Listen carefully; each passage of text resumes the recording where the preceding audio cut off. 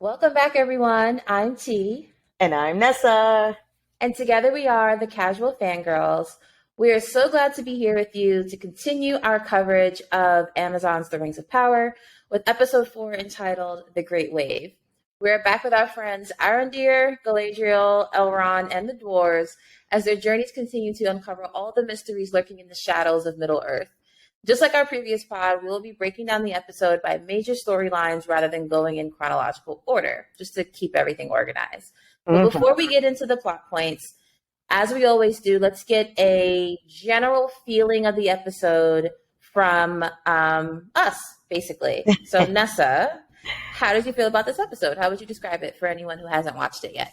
I think overall this episode we are we're continuing our journey. We're still seeing a lot of tension going on.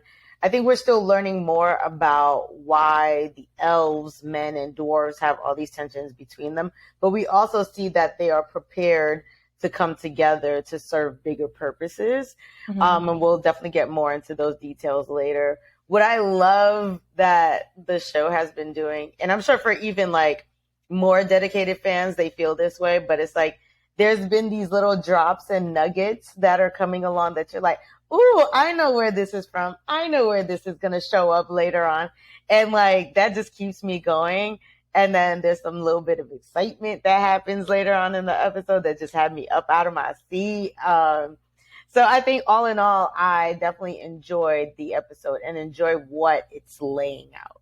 What about you? What were your I overall thoughts? I would agree and say that this episode, by and large, felt like a setup episode, meaning Mm, that there were a lot of pieces being moved around the board, setting up some of the climaxes for the arcs that we're about to see. yep. I think we're essentially like definitely halfway through at this point with the first season, and so that makes a lot of sense.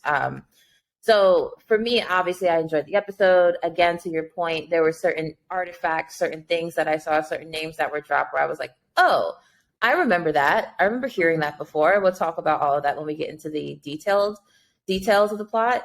But again, it made me feel like they I don't want to say that they know what they're doing because I don't want to have to eat my words later. But this episode, like I said, definitely feels like they're setting stuff up for something grander to come by the end of the season. So, all in all, I enjoyed it definitely. Love it. And yeah, so that was our spoiler free overall feelings. But now we're going to get into things. So, T, I need you to kick off the spoiler warning for us. Definitely lovely. Happy to do that. So, this is our spoiler warning. Everything from this episode of Rings of Power, the previous episodes of Rings of Power, the Lord of the Rings trilogy, the Hobbit movies, anything that Tolkien has written or has come out of what Tolkien has written about Middle Earth is up for discussion.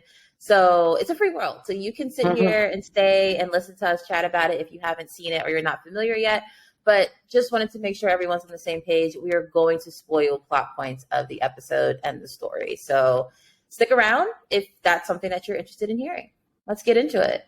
Yes. All right. So the episode titled The Great Wave, and you guys are Mhm. going to learn why very quickly because in Numenor, this episode opens up with Queen Regent Muriel as she has a vision of a great wave destroying Numenor. In the center of town, we're basically having a MAGA rally going on as the Numenorians are airing out their concerns about the elves returning to their shores, right? The ringleader accuses the queen of being an elf lover, claiming that the elves will take their trades because they don't sleep, they don't tire, they don't age. And then Farazan comes around politicking like politicians do and reminds the crowd about the greatness of men, right? So I thought these scenes basically laid out that Farazan is a man of the people. Mm-hmm. And he even says, like, part of this job is treating the small issues just as big as the large issues. And I Mm-hmm. was just like, you sound like you got plots and plans going on. Plots and schemes. plots, plots and schemes. Did this scene kind of change any of the way you looked at Farazan? Because, I mean, we've met him before, but, like, haven't really seen much of how he moves. So I didn't even realize we met him before, and I think it's because we haven't seen a lot about how he moves. He is definitely someone that he has a hidden agenda of some Mm-hmm. sort, right? Mm-hmm. And it was nice to see him shaking hands and being a man of the people, and how he was able to command that potential the rally slash rebellion that was like quelling up a little bit. But Yeah. at the same time, the fact that he was so effective, I was like, oh, he knows people and he knows how to manipulate people. Because Mm-hmm. as soon as he was like drinks all around, I was like, so you calm More them down and wine. then you get them drunk? Okay. More wine. Got it. Got it. You got And to, got to buy them around. he did a Uh, really good job because they were very close to, they took our jobs. Like they were yes, very, they took our job. That's all I kept thinking as they were like going along. I was like, wow, they really worried out here. It was very much build a wall energy. so it was very much build the wall energy. I think in the real world, with where in our world, building a wall, all that stuff, they took our jobs. None of that's valid in my opinion. Like Hmm. people come, you being afraid that people are going to be able to come do the jobs that you don't even want to do, let alone like come work in an economy that we have control over. You could just pay them actual rates, real rates, and then like this is a moot point, right?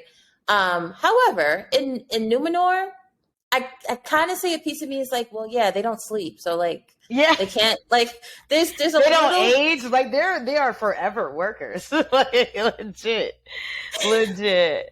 So I kind of was like, he might have a point. Let's just Yeah, talk about this a little bit further. So yeah, I thought that was interesting because I hadn't considered that yeah. threat. Yeah. And I think something that was important that he said too is like as he's addressing the crowd, he's like, everybody look at your crest.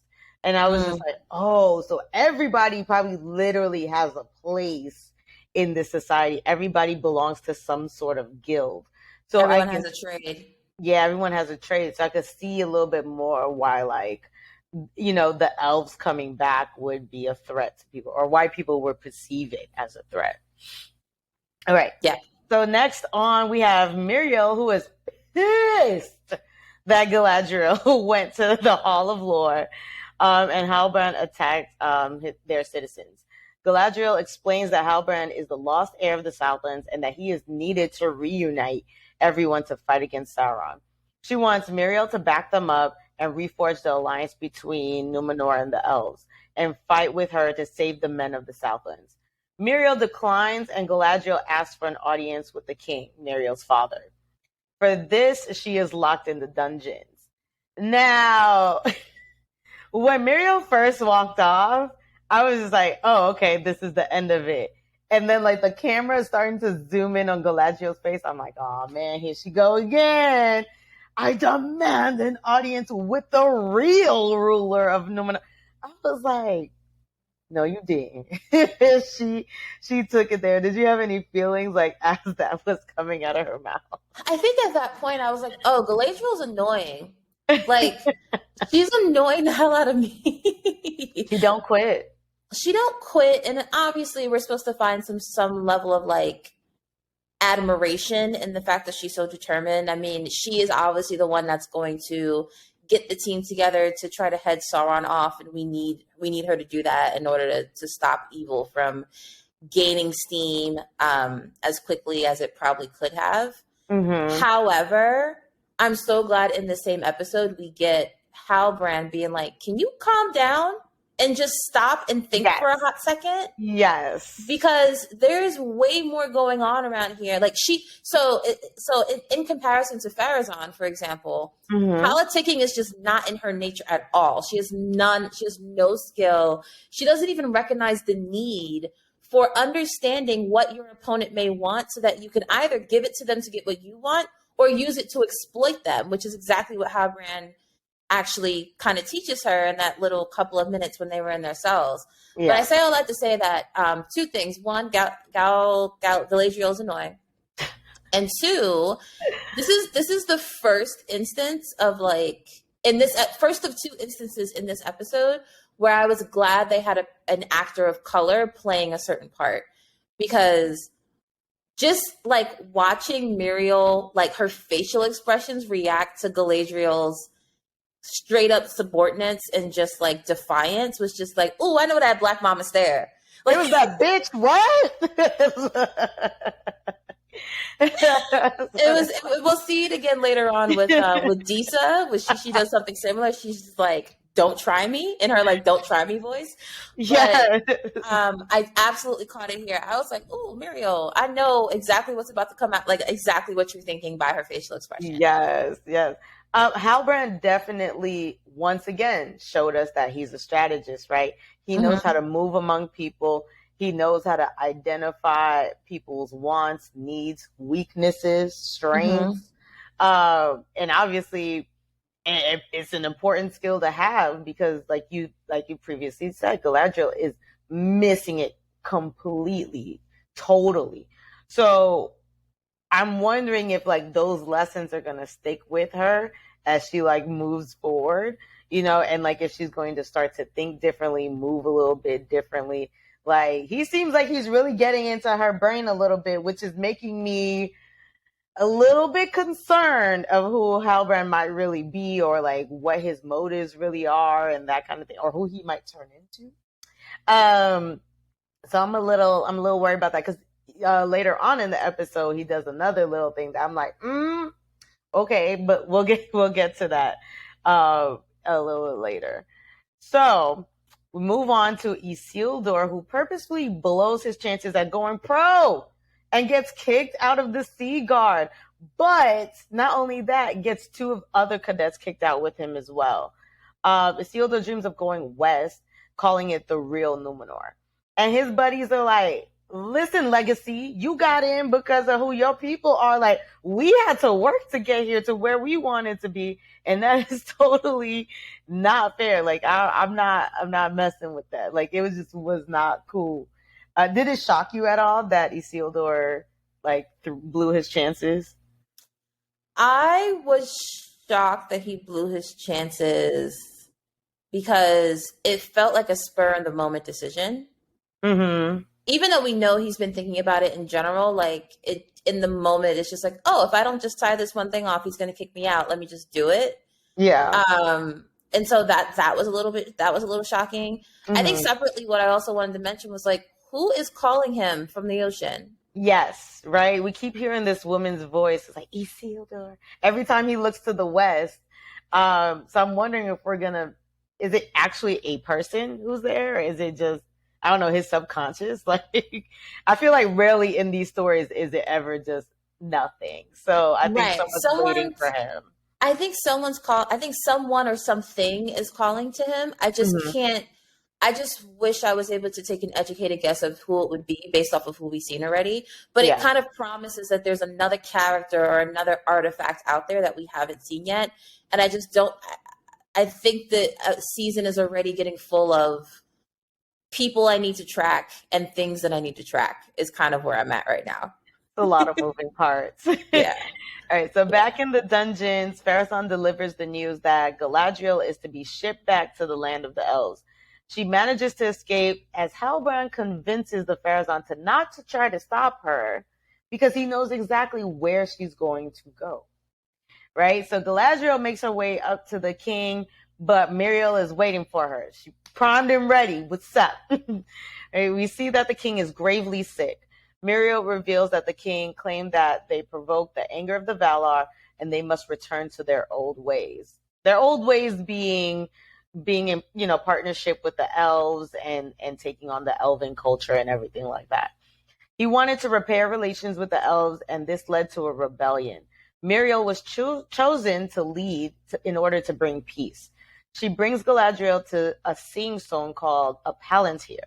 Upon touching it, Galadriel sees the same vision that Muriel has in the beginning of the episode of Numenor's destruction. Now, for just a little bit of background information, Palantiri, aka the Seven Stones, aka the Seven Seeing Stones, are used for communication and gathering information. The stones allow you to view different places, receive visions, and show you the intended thoughts of users. This should be familiar, or should look familiar if you've watched the original Lord of the Rings trilogy, because Saruman has one. So um, we get this vision. She sees it, and not only that, but Muriel is like, what you didn't see is that the vision begins with your arrival. So we called it, right? We called it last week when we were like, man, why they got beef with the elves like that? Why they turned them away? This is the reason why. Prophecy and portents, right? So any thoughts about well, we get a lot of information here. So I'm curious to hear your thoughts about all the information that we received. So, her acting the way she's acting because she foresaw this leading to the downward spiral of Numenor makes sense, as you said. I think that there's something else here that was a little confusing to me, and it's like, how does the Palantir work in the sense of like, does it only show you, like, how does it choose what it shows you? I guess is my question. And if that's the case, how come they can't look in it and see that Sauron is like coming? So I believe the way it works is that, first of all, you have to be a person of like great power or great will and that kind of thing to like even be able to touch it. Or like you have to be the proper owner or someone within like the owner circle. So like if you're... Is that true though? Because didn't Merry or Pippin use, like, the one of them used it? I'm gonna get there. So but also the Palantiri are like somewhat connected to each other. So it's like a little bit of it's like the Weirwood tree network kind of thing, the tree net.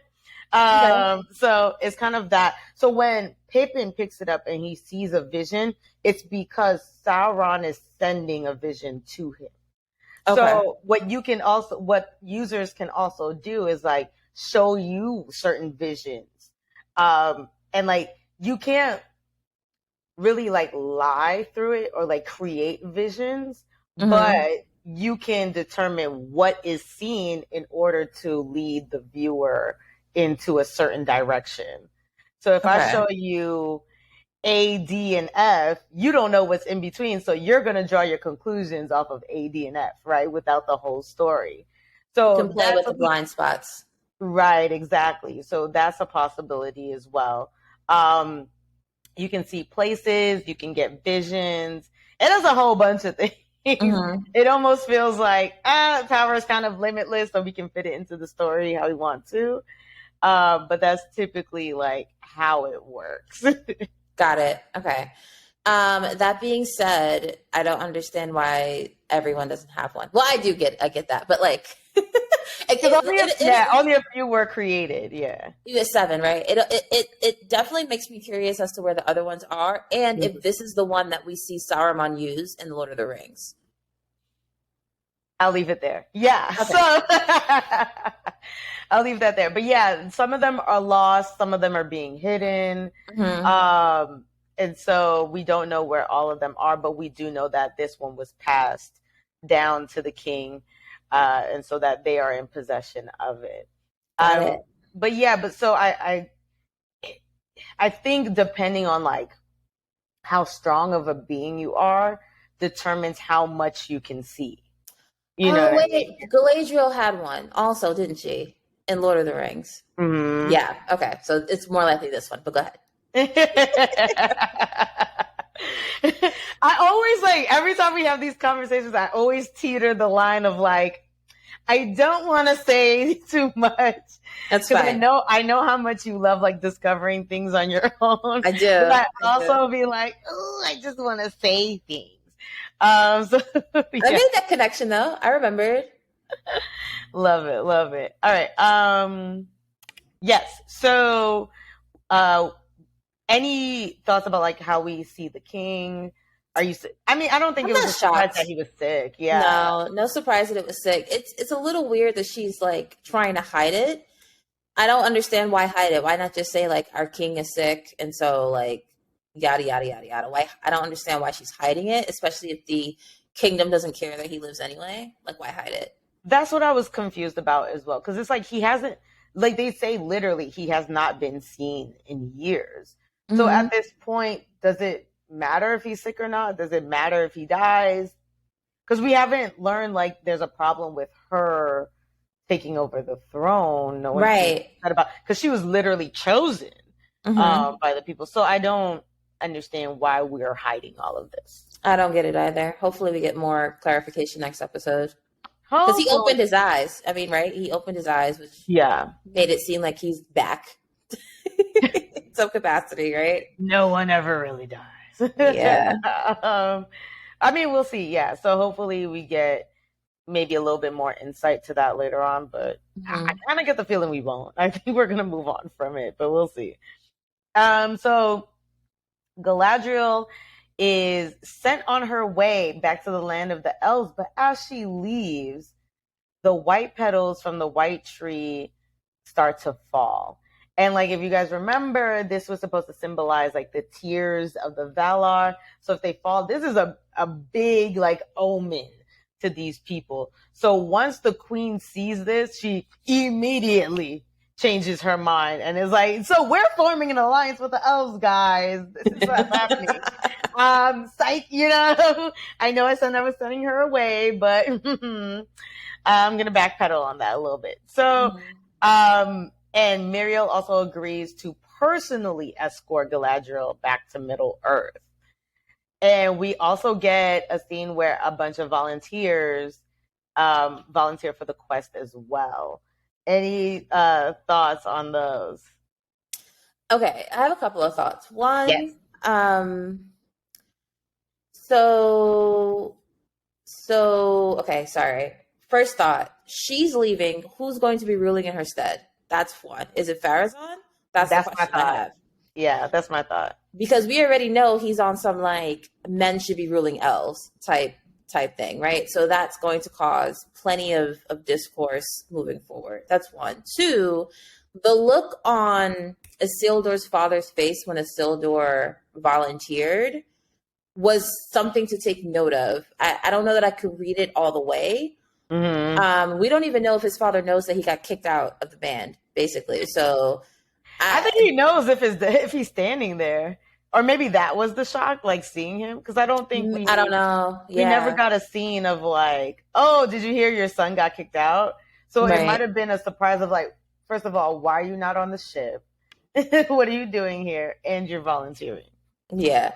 So I'm excited to see how that plays out next episode. But those were the kind of the main Mm-hmm. thoughts I had. And obviously it's just piecing together like how Isildur makes it to, to the Shadowlands where presumably he'll eventually, spoiler, fight Sauron to his face and Yeah. then yada yada yada. So that was exciting for me to be like, oh, this is the vehicle by which he gets over there. Yeah. So it seems like we are on the move to making our way to Middle Earth with all of these important people who play major parts in the wars to come. All right. Any other final thoughts about like this whole section in Numenor and all our folks? I'm also curious as to if Isildur's dad is going to join them or if he's going to stick around. You probably know. That's fine. That's fine. I'm just saying at this point, I would love to learn if that is what happens. Yeah. Fair, Anyways, fair. yes. Let's actually go to the Southlands then. Yes, absolutely. So on our way to the Southlands, Adar pulls up as the orcs part ways and hold Benjen Stark, is that you? That's Benjen. It's Uncle Benjen. So for those who don't know, the actor who's portraying Adar is also the actor who portrays Benjen Stark in Game of Thrones. So another Game of Thrones member has crossed their way over into Lord of the Rings. I feel like this is when you see people who have played in the DCEU show up in the MCU. Oh yeah. Wait a minute. Yeah. Like Filch Frey, and he played that role in the beginning of Captain America. Like he's in all three franchises. Yep. It's like really fun. Yeah. Fun times. All right, so we get a clear look at Adar, and he is obviously an elf. And so he has a quick chat with Arondir in Elvish and English, and tells Arondir, look, you've been told many lies, that he is no god, at least not yet. Wink, wink.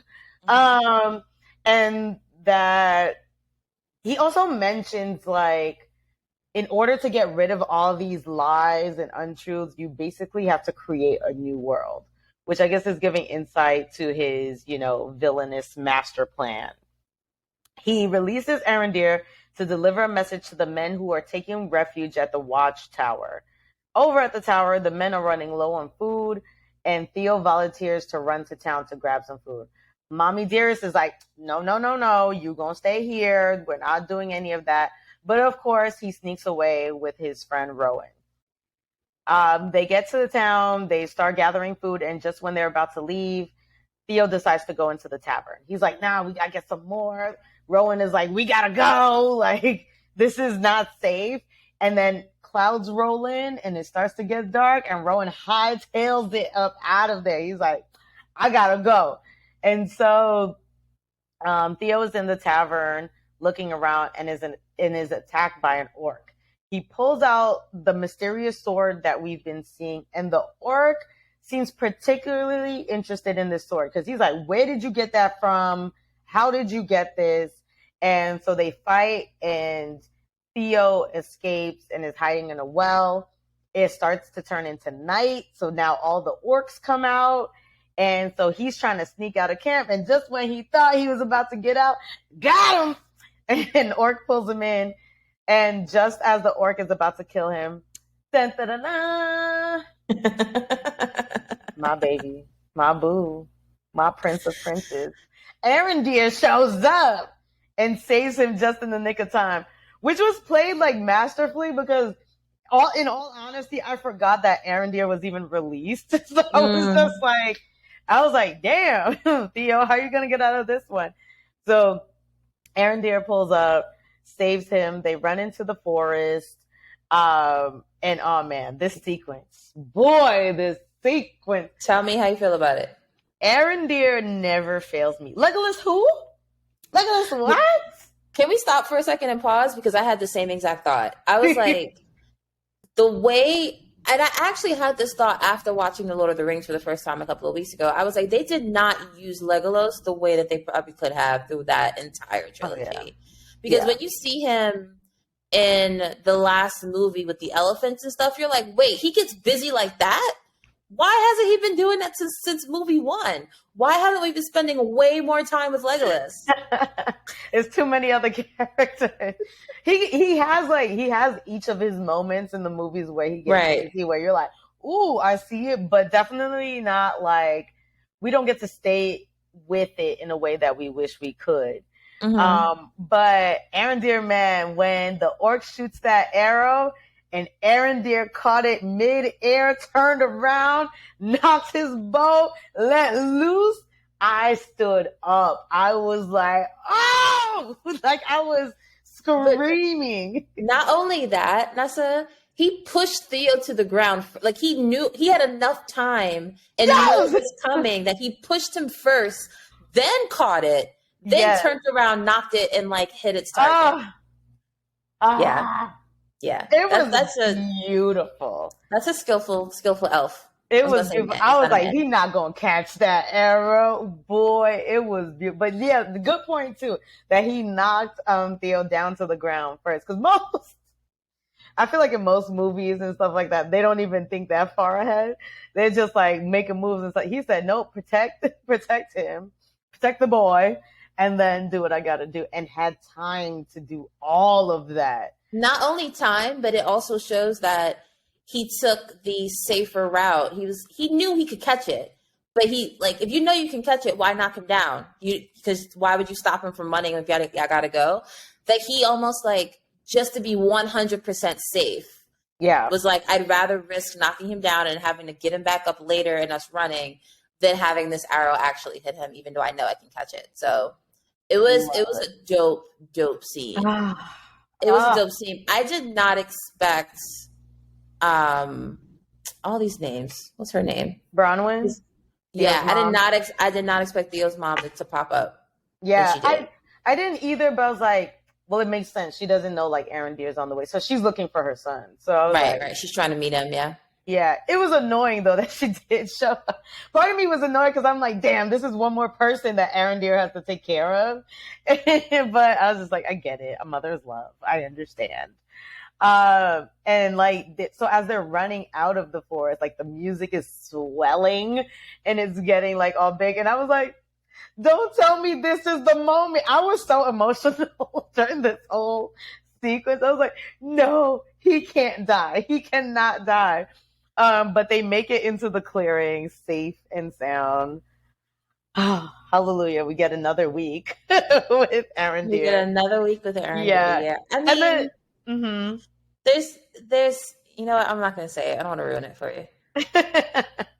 And then, I feel like all of the Lord of the Rings have this moment of like when you think all lost is found, the light shines in the east, and then like over a hill, right over a hill. So like the clouds part, the sun shines through, and that basically pushes like the orcs back and keeps them in the forest from running into the clearing.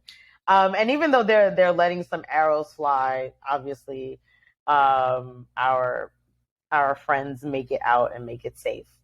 But that was the most excitement, like during the whole episode. And I was on the edge of my seat. You definitely have a thing for Arondir. The other thing I wanted to call out was that this sequence with Theo and the orcs gives us confirmation that the sword hilt, is what the orcs are looking for. Yes, absolutely. And we're gonna learn more about that in just a minute.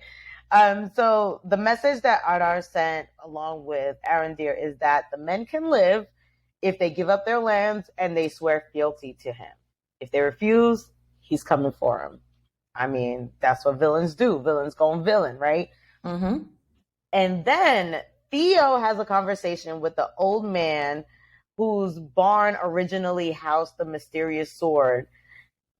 He explains that the sword is not just a weapon, but it's a power.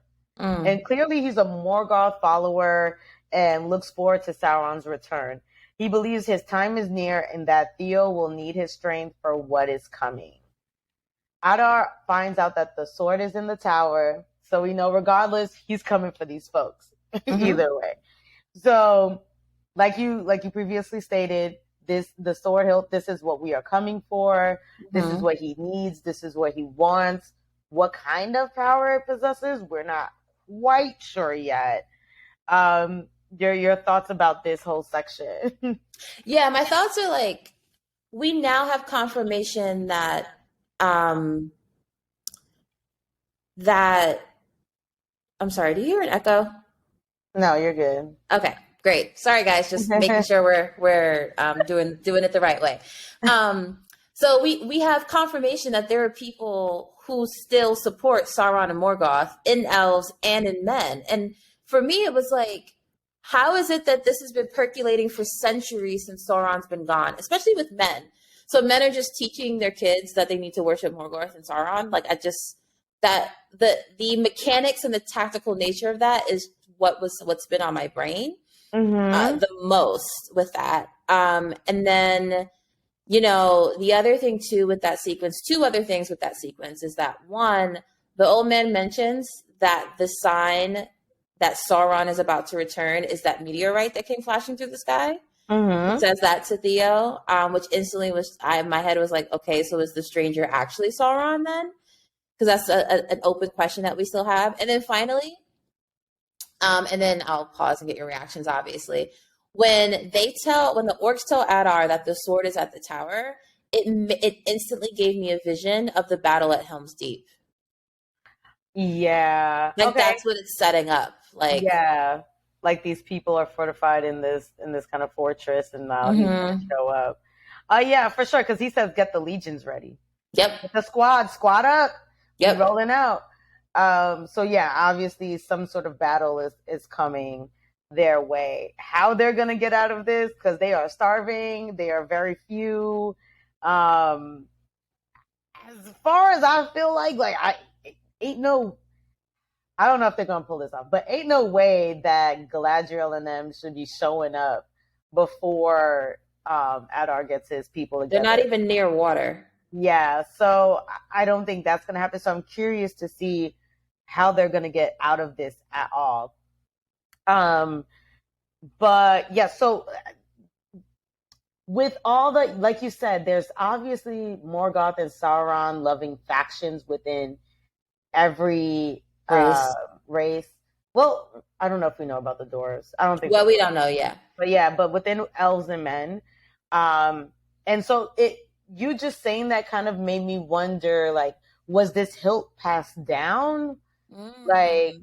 you know, generation to generation, and they were like hiding it this whole time, kind of waiting. Mm-hmm. Um, or did they just kind of stumble upon it? Like, I need more information about this sword. Like, I don't understand. Like, clearly it works through blood. Clearly it marks you. So Mm-hmm. it's got this great evil within it, but like, what else can we learn about it? What else can it do? Is what I'm curious about. As far as the stranger goes, I don't believe it's Sauron. I think it reminds me almost of in Game of Thrones when they saw the comet and Yeah. they explain like, Dragons. yeah, they explain like, oh, the comet means something different to everyone. I Mm-hmm. kind of felt like it was like that. Um, so I'm still in the thought of that the stranger is a wizard or a sorcerer or something, most likely Gandalf. Um, but I don't think it's Sauron. I'm still not sure if Adar is Sauron. I don't That's think the so. question I have. Like, is he a general? Is he a lieutenant? Is he a leader? Is he Sauron's like potential successor or something like that? Kind of like, you know, setting up the line or whatever. But or is he actually Sauron? That's what I'm. So I think you are probably absolutely correct that this sword was passed down for generations, right? Like that makes the most sense to me. And Mm-hmm. then separately with regards to the stranger being Sauron, I agree. I don't think that the stranger is Sauron. But to tie that into what the old man says that that was a sign that Sauron is returning, Yeah. I wonder if there's like separate prophecy somewhere that's just like, when you see this in the sky, it means that Sauron is coming back. But really what that is like that's a sign that Sauron's match, maybe not match, because I don't think that Gandalf is a match for Sauron, but just it's a sign that we are getting the team together to like fight Sauron. I don't know. I'm not explaining that all the way clearly, but I can see how a meteor is going to, tell everyone that Sauron's time is almost back, and that's because the forces at B are getting prepared to fight off Sauron. Mm-hmm. That makes Yeah. sense. I like that interpretation for sure. But it remains to be seen. We shall Yes. see. All right, we are going to move on to Elrond and Durin. We are back with the elves and dwarves, guys. So they are working together to build Celebrimbor's forge. Now, my first thought was like, because we look out the window and like there's a lot of structure that's been made. And so Mm-hmm. my first thought was like, how much time has passed? Or are we supposed to take away from that the elves and dwarves just move that fast? Mm. What did that cross your mind at all? It did cross my mind, but it was also like how am I able to tell time in this story is like let Mm-hmm. me think about the other storylines. It's really ambiguous how much time has passed. You don't know how much time Galadriel's been walking around in Numenor at this point. You don't really have a good understanding of how much time um, Arondir has been with the orcs. Well, actually, no. From the last episode, but we didn't see Durin and Elrond in the last episode anyway. So it's just really hard to tell. But I Yeah. think both can be true. It can be that 3-4 weeks has passed, which is why Bronwyn and her people have ran out of food, or Mm-hmm. it could be that the elves and the dwarves are just that fast. Yeah. I think Remember, they don't tire, they don't sleep. The elves, so. right. And I think that's a part where the show is failing a little bit is like the time the timing is a little disorienting. Mm, Whereas not to compare it to Game of to uh, House of the Dragon, but they make it more clear like how much time has actually passed by, whether it's just conversational or like someone literally is like, it's 3 years later and this is how you're acting. Like, you know what I mean? And I wish that the show would do that a little bit more. I wish Rings of Power would do that a little bit more so that we can feel like we got both feet on the ground in terms of where we are in time. Yeah, I think Rings of Power is doing well with like under us having the audience understand where they are in the world. Yeah. But to your point, House of the Dragon does do it a lot better. But also they received a lot of criticism after Game of Thrones about that. So, you know, maybe and we're doing like real time jumps here that like matter to the plot points in the story. I don't know that the potential time jump here is a matters to the plot points overall. That's a good point. That's a good point. All right, so Elrond goes to check in on Durin, and Disa lies to him about where he's at. Now, this whole scene was great and amazing, and we'll definitely get into it. But before that, Elrond overhears Durin tell Disa that they're making good progress in the old mine below Mirror. I was trying to say that right. But Mirror. Elrond finds the secret shaft where Durin is mining by using the song that Durin's kids were singing in the previous scene. And I did not know this thing was going to be important, but he does a little knock, knock, knock. And I was just like, oh, okay, cool. Here we are. Durin believes the elves are after what he's mining, but Elrond assures him that he's not interested in taking anything, and he swears an oath to keep Durin's secret. Now, we know that in worlds like this, oaths are extremely important.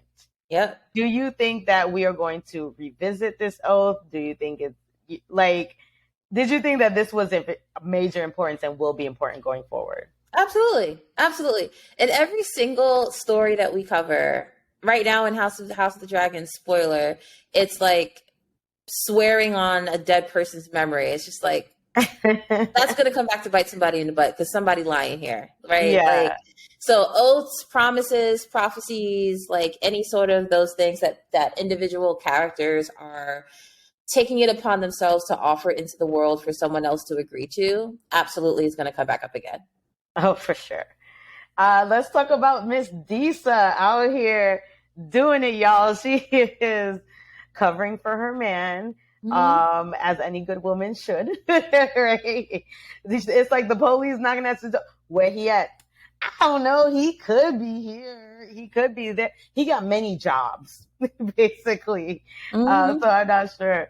How did you feel about that whole sequence?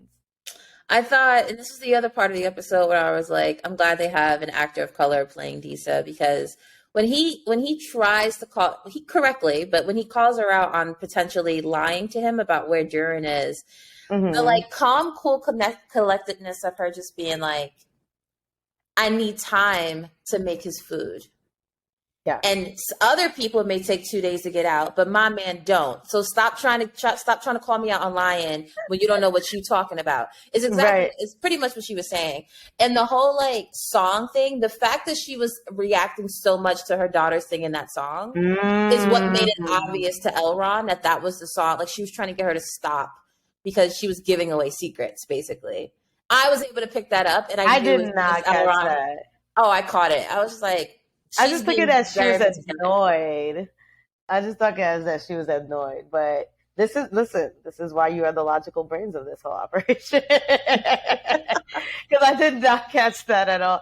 I was just like, oh, she's just upset that they keep singing. They're super loud. I was like that, but she kept. It was like she kept stopping her at a certain point. It was something about the look on her face. The look on her face to me was just like, you're about to blow my cover. Which is why I pieced it together, I think. You got the Hellbrand mind going on. You were able to recognize what she wanted. Yeah, so I mean, it was a great sequence. It was, and with that, we see that Elrond is obviously on guard. He's like, I don't know if I don't think he's still quite bought the story. Well, clearly he still didn't quite buy the story, even after she says that, right? So because later on he ends up like basically like spying on them because he's like standing on that ledge, and it reminded me that like elves can see very far and can hear very well.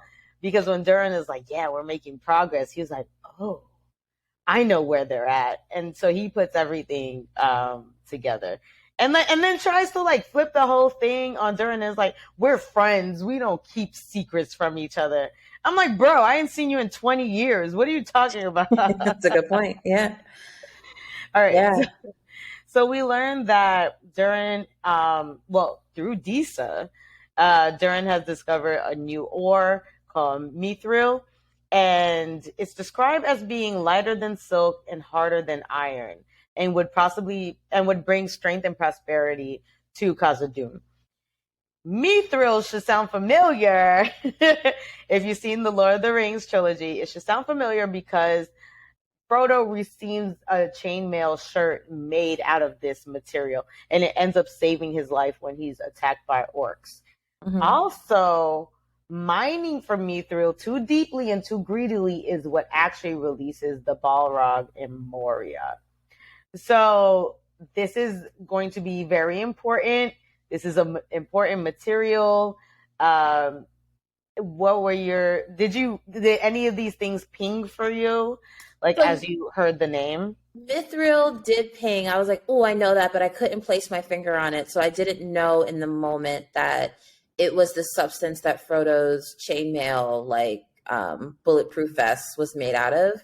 And it makes a lot of sense. And I also didn't know that it had connections to the Balrog. Yeah, I think when Gandalf mentions it in the movies, he just kind of says like, well, they were digging so deeply for treasures or something like that. So I don't think he mentioned Mithril by name, but like we know that they went too deep into the mines and released this creature. So I'm curious, and you mentioned this earlier, but I'm curious to see if this is going to pop on later in the series as a whole. Like, are we going to see the Balrog get released? Absolutely. Is this gonna happen? Absolutely. Okay, so on to that. So Durin's father, we learned that Durin's father forbade them to actually mine for mithril because he was concerned about everyone's safety, and the mine shaft collapses. Mm-hmm. So we end up witnessing a ritual of Disa singing to the mountains, asking the rocks to release the miners who are still alive. And we heard about this in previous episodes where they talk about talking to the mountain and basically almost like the mountain is like a living, breathing piece of their world. So it was beautiful and very interesting to see this ritual play out. Because when we do meet the dwarves in Lord of the Rings, we don't get to see a lot of their customs. Because when we get to Moria, spoiler alert, in the future when we get to Moria, it's a tomb. It's dead. No one is there, you know? And so it was beautiful to see this part of their culture existing. So the miners who are alive actually get released, and we learned this through Durin. And his father says that he's going to seal the whole vein. This is too dangerous. We're not doing this. It's not happening. Durin is pissed, and he swears that he's never going to talk to his father again. And Elrond convinces him, you know, this is not the way. Don't do that. This is your pops. Like, you can't just not talk to your dad. Right? So Elrond ends up telling the story of how his father sailed to Valinor to actually convince the Valar to fight against Morgoth. And the Valar lifted him beyond the bounds of Earth to carry the evening star across the sky, which actually to me sounds more like a punishment than an actual, like, you know, an accomplishment. But I guess, sure. I mean, I guess if it's like, instead of going to wherever elves go when they actually do die, you get to like carry the moon into the sky. Like, maybe it's better than that. I don't know. But that entire thing was kind of like, it was illuminating for me because I hadn't realized that Elrond's father did that. Like, he was the catalyst for getting the elves to help fight Morgoth. Yeah. I thought it was more so Morgoth came over and killed their stuff, and the elves were like, all right, bet, like, we fight it now. I didn't know that they needed convincing. So that's one. And two, as someone who's lost a parent, the tactic that Elrond uses here, I use all the time. So it just made me giggle watching it, Yeah. honestly. I was like, oh, I would say the same thing. Yeah, exactly. Yeah. All right. And then we find out how Elrond and Durin met. Kind of. Kind of. We know that there are hill trolls involved and someone saved the other, but we don't quite know who saved who because Elrond is like, I saved Durin. Durin's like, I saved Elrond. Maybe it was 3 trolls. Maybe it was 2 trolls. We don't really know. Do you think we'll ever get the full story behind that? I think at some point we might, but it's not going to be either of the stories we heard. I think, yeah, I Okay. think this is going to play kind of like a joke for a lot of their relationship as long as they can carry it. I think that's what's going to happen. Similar to how in other entities, other IPs, like in the MCU, we have Hawkeye and Black Widow always mentioning Budapest, but we don't fully understand what it is for like a really long time until we get to the Black Widow movie. Or in Game of Thrones, Tyrion has that joke of someone walks into a bar or a tavern or something like that, and he never gets to finish the joke. I just think that they're going to use that, and I'm not mad at it. I welcome it, using it as like a joke to be played for a couple of episodes or seasons. We'll see how long they can drag it out. I do think there's an actual story behind it. I wouldn't be surprised if we don't get to it until one of these characters are about to die. I mean, spoiler alert, we know that one of them isn't going to die, so But it might be a close to death moment. Yeah. it might be a close to death or like their friendship can never be, is like really, really broken moment or something like that. So Yeah, gotcha. All right, so towards the end of the episode, we meet King Durin as the prince humbly apologizes to him. He's like, Dad, I messed up. My bad. I didn't mean to take the car out for a joyride. You know what I'm saying? And basically the king tells him there's nothing to forgive. Like, I'm with you at all times, even anger. And this was beautiful. He was like, maybe even more when I'm in anger, And I was just like, damn, he's a good daddy. We don't see a lot of good dads in fantasy stories like this. we do not. It was great to see that he forgave his son and stands by him no matter what. And Prince Durin reveals that he's been invited to Lindon by Elrond. And the king is like, well, tell me what your gut tells you. I know this is your friend. I know he's told you all these things. He said all these things, but what does your intuition say? And Durin's like, there's something more at play here. I don't know what's going on, but I don't trust these folks. There's something else going on, right? Mm-hmm. So his dad is like, all right, so go to Lindon and find out what you can find out.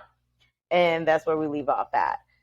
Any thoughts of finally meeting the king? Because we've heard about the king for like 3 episodes now. So any thoughts about the king?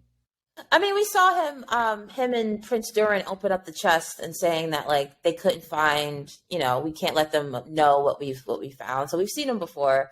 I think what called this out to me, to your point about this being a good daddy in the story of fantasy, I think a lot of times when we see fathers trying to teach their sons a lesson, it's always this like duty versus love conversation that we see a lot in House of the Dragon.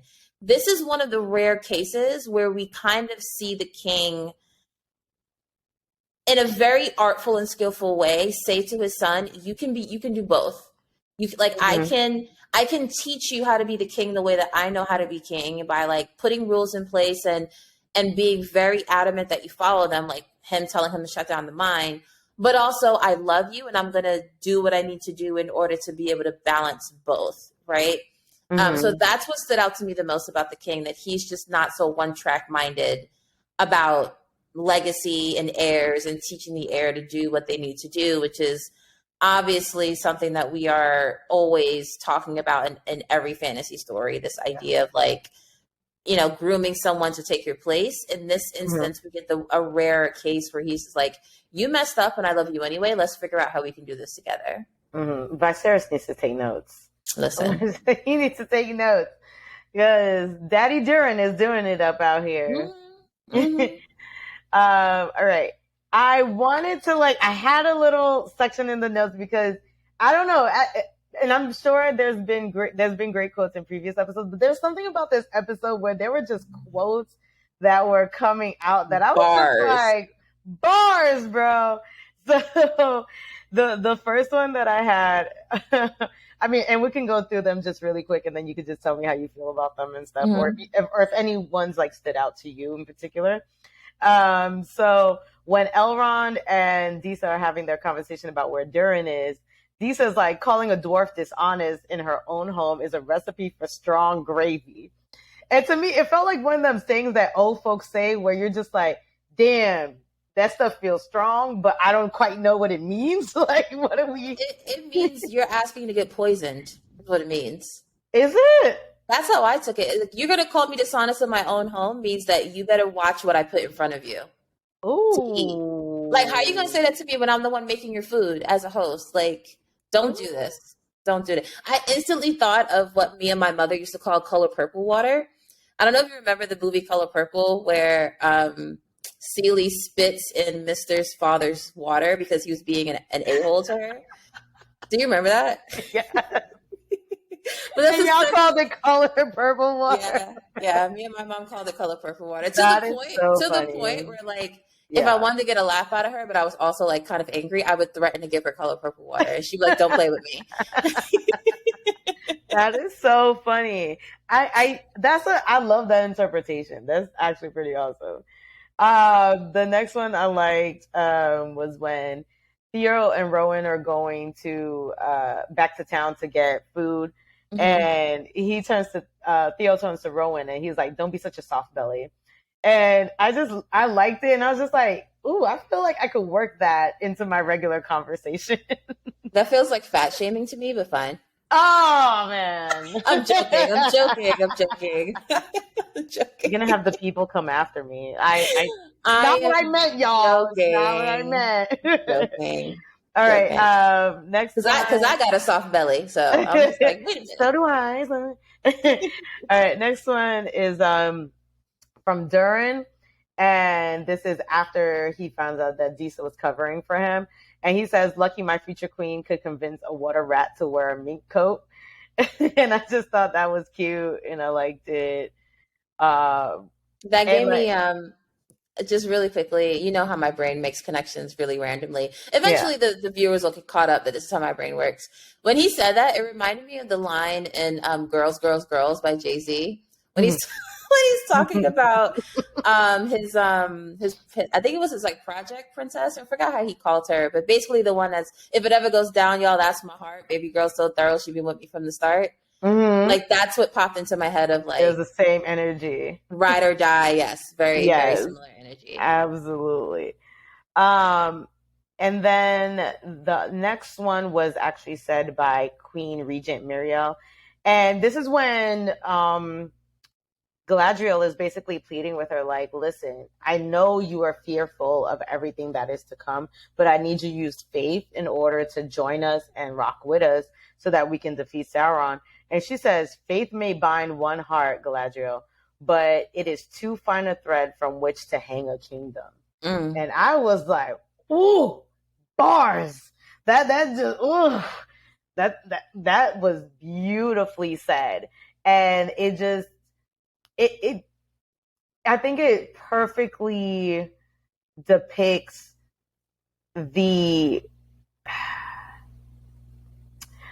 struggle that it is to rule a kingdom, where it's like people will come to you with all types of proposals, with all types of issues, with all types of wars going on, right? We even see this with, spoiler alert, in House of the Dragon, when they're like, hey, there's a war in the Stepstones by Sirius. Like, what are we going to do? And he's like, we're not bringing the kingdom into a war. Like, we're not doing that. Right? So just using that whole, like, faith can bind your heart and it can lead you, Galadriel, because she is so strong in her faith. She knows Sauron is coming back. She knows he's out there and, like, has known for centuries and has been chasing after it, just going off of these little tiny clues, right? That may mean nothing to anyone, but she is putting it all together. And Muriel is like, I cannot drag my whole kingdom into what you think is going on. Did that quote strike you at all when she said it, when it came out of her mouth? It definitely struck me as like, oh, that was a bar. but again, my brain, it made me think of Bad Plan from Game of Thrones, season 8, season 7, when they like, spoiler, go beyond the wall to get a white so that they can convince Cersei and everyone in King's Landing that this threat is coming. That actually feels like a good plan for that. Like at the point in this episode when she was like, I can't do this for you just based off of faith. I was like, then go get proof and bring it back. Like, why wasn't that Galadriel's next step of just being like, okay, I got you. You need proof. Let me go. I'll be back. Like, is that all you need? Like, that's nothing. That didn't happen, obviously, because there was other ways that the show planned on getting Muriel on her side. But that was the first thing that popped into my head. I was like, if y'all need proof, just go get it and come back. But then again, how long would that take? Who knows in this? And then it's like how I feel like what they were trying to set up is that the people of Numenor would not be happy unless she was returned back to the elves. Yeah. So I feel like they thought if she was sent to Middle Earth, it would stir some type of rebellion or something. Yeah, of course. Yeah. All right. So those were the quotes I had. Any other ones that stuck out to you, or any one of these that were maybe like your favorite? My favorite definitely is the calling a dwarf dishonest in her own home is a recipe for a strong gravy. That is so clearly a threat to me. It is so clearly like the threat that a home giver would give to an ungrateful guest in their home. Yeah, like that's what that felt to me. And that was so on point. And again, that's the part where I was like, oh, Disa being a woman of color playing this part? Absolutely. What you're not about to do is be up in my house and calling me a liar, because you can go or I can kill you on the way out. Love it. Basically. Loved it. All right. Any final thoughts about the episode as a whole? I'm still in it, Like I think by and large, everyone going into Rings of Power was like, we don't even really know what to expect. There's been a lot of money on this show. It's a prequel to movies that were fine when they came out, but like, I don't know that. All right, I'm not even. All right, whatever. let me like finish my thought. To movies that were great when they came out. But I would argue on a like 10, 15 years later, when it comes to like the advancements of technology, when you like get away from the hype, you start noticing plot holes. You start noticing that certain things could have probably been shot differently. And so when you think about it that way, it's like, how is Rings of Power going to present itself, right? Is it going to try to copy the same formula the Lord of the Rings did? In which case, cool, but will it hold up over time? Who knows? And I think that there was some of that hesitation, I think, going into this from, the viewing audience at large. People who love the stories regardless. I say all that to say that was some of my hesitations going into this. And so far, so good. Like, I don't have anything particularly negative to say about the episode so far. But we're halfway through, so let's see. They got a lot of season left to mess up, so. First of all, where is your faith? Okay. Listen. Where is your faith? It's to find a thread in which they can this kingdom off of, okay? But so yeah, we are halfway through, and I think the show is doing a great job with the nitpick of not truly understanding where we are in time. But I think it's also a product of the showrunners trying to condense centuries of information and centuries of events into this show. So I think that's the part that's like a little bit dizzying for me, is just not exactly knowing where in time we are, how much time has passed by, and that kind of thing. But I think the show is doing a great job of letting us know where we are and helping us follow the storylines. I think they do a great job of going back and forth and picking and choosing like who needs to be in this episode, and who do we need to focus on going forward. So I'm glad that they're able to do that and that they're doing that very well. The soundtrack is sounding amazing. It's not something I would just play on a regular day, but like, I don't know, all them like ethereal type of like notes and everything that they got going on. It is that bougie fantasy stuff that I love, boy. It's going to make for really great like background noise for whenever you and I take like a long distance road trip. Yes, exactly. It makes me think like, dang, when I have like a super like, serious moment or something, maybe I want elves chanting in the background. Who knows? Or maybe I want Disa's, Disa's song. I mean, that was a very spiritual moment. It gave me strong like Sunday Baptist vibes. Yes, of getting the choir together. It was great. You're right. And I'm so glad you said that because I had that thought as I was watching and I totally forgot to bring that up. But hers was like the Baptist church on Sundays. And She then put that on like the choir robe to go with it, I felt like. So and then when they were trying to go to Valinor, like that was like the Catholic church like vibe. So I love that they gave her a little bit more soul in her song. But yeah, and I don't know, maybe it's my 12-year-old self, but like all of those songs, like they just stir emotions in me, and that's why I was like on the verge of tears when Arondir was running out of the forest. Can I say like watching you geek out on this has been so fun. I've never seen you geek out on something like you have for this storyline. And I'm just like, I don't even know who you are. Because viewers, Nessa, like out of the two of us, I feel like I've always been the more geeky one. You've been more casual and it's been like me like slowly easing you into a lot of this stuff. But with this story, I'm just like, who are you? And like, why do you like this so much? Like I respect it, but I'm also just like, okay. Like, all right, you're a bit excited. The boy was just running out of a forest. I love it. I love it. Okay, that's all I'm saying is I'm here for it. I'm here for this show. I'm excited about it. I'm so excited about what's more to come. I need to start looking up on merch. I need to get everything Arondir at this point. Arondir and Disa, I need to get all of it. That's actually a good point. We actually should start looking into merch and like maybe buying some and doing some reviews for the people. This and House of the Dragon. I would love a Daemon shirt. That's something. Daddy Daemon. Maybe in that sense, like not my uncle or something like that, or like love that. Or my uncle. I don't know. We'll see what we can come up with. Yes. Anyway, all right. So let's.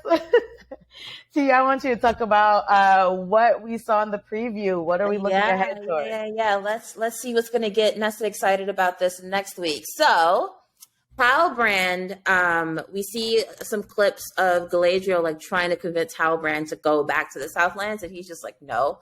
Mm-hmm. So that's going to be interesting to watch. He is not feeling it at all. We see Bronwyn trying to rally the men of the Southlands in order to get ready for the presumed attack by Adar. I really wonder how Arondir being back around all the men who hated him is going to play out in this. That should be really interesting to watch. Mm-hmm. We see that Pharazôn is basically like he wants men to rule the elves. So we see him talking about how, at the end of all of this, if elves are still in the place that they are, then they have failed to a certain extent. It's given me strong like rebellion vibes, and I wouldn't be surprised if we get to a point where it's Pharazôn, let's say, against Isildur's dad, whose name I can't remember, as like these two different schools of thoughts about how they're supposed to interact with elves moving forward. So should be really, really cool. Sure. We see Adar getting his armies together and summoning his legions. They're getting ready to march on the Elf Tower. And then finally, we get another glimpse. We know that next episode we'll be back with the Harfoots and the, little Hobbit people as they're on their caravan going to their next destination. And we see that the group gets attacked by a wolf. We can't tell exactly who was the individual, if it was Nori or Poppy that we saw on the screen. It was too quick, but we know that a wolf is coming for them. So that should be very exciting and adrenaline inducing to watch. Definitely. I'm excited. I'm ready for next week. I'm ready for it to be here already. But yeah, so I think there's a lot of interesting things that are going to happen. I'm curious to see how long it's going to take Galadriel and them to get to Middle Earth. Mm-hmm. And I want to see how the men of the Southlands are going to hold up against Adar and his legions. Agree. Yeah, that's going to be a very, very much Helm's Deep-esque Mm-hmm. situation. And there is no, there isn't any, or maybe I'm mixing these up. Was Helm Deep when Gandalf told him to look to the east, or was that the other one? That was when they were at Gondor, I think, right? Dang, I'm so mixed up because there were two. No, that was Return. There were two instances where something like that happened I mean, yeah, the in the episodes are. original trilogy. Yeah. So, but I think Helm's Deep. How did they get out of Helm's Deep? It was no, it was that was when crap. Yes, Helm's Deep is when I'm Gandalf telling you. came with the 300 soldiers over the look to the east on the fifth day. That Yeah. was Okay. Helm's Deep. Gondor Okay. was when Aragorn came with the army of the dead, Of the basically. dead. Yes. Got it. Yeah, Yes. yeah. Okay. I So blanked for a second. I was like, I'm failing you. they were very similar battles, right? Like They they were were. shot very similarly, so they're very easy to get mixed up. And so I'm wondering if they're going to use the same formula for this one. I honestly do feel like there's going to be a look to the east moment. we're calling it now. I think there's going to be some sort of look to the east moment, and then someone coming to save the day for sure. I mean, they would have to set that up though, so we'll see. I don't think it's been set up yet. There isn't anyone around that we don't know how close the Harfoots are to the Southlands. We don't even have that gauge. So Yeah, could this stranger pop up out of nowhere? That would be super weird to me. we'll see. We'll see.